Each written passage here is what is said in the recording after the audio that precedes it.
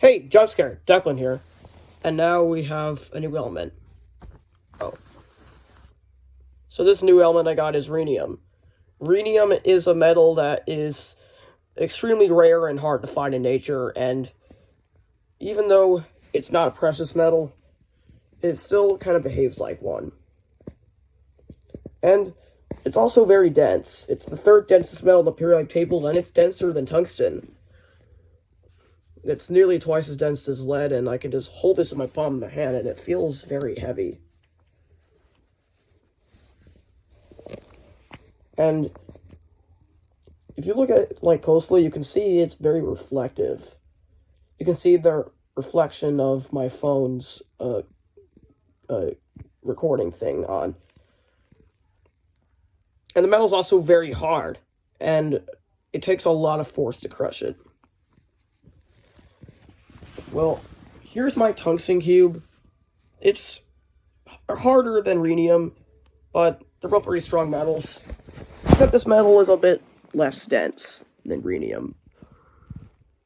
Still feels very heavy. This is heavier, but doesn't mean it's denser. If this thing and this thing were to be swapped, then this thing would weigh a lot heavier. So this is 10 grams of rhenium, and it just feels heavy just holding it. And this is 314 grams of tungsten, I think. And like osmium, this thing is hard to find in nature. And osmium is a metal that's denser than rhenium. But the second densest metal is iridium, which is the rarest. Not the rarest, but osmium's the rarest. But it's one of the most expensive precious metals, even though osmium is the cheapest precious metal because it's lack of demand. But iridium is much more expensive. I saw a 1-inch cube of iridium, and it costed $38,888. Yeah. I think they only made one of those. And even if these two metals were to collide or something, they probably wouldn't do anything because they're just very strong metals.